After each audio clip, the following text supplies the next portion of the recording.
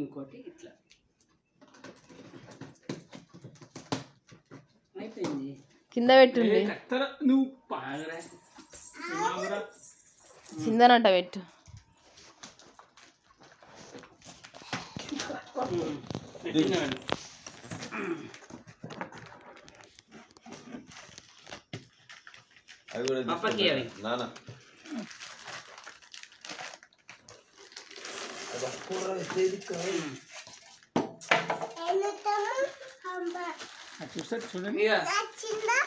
మీకు నచ్చిందా?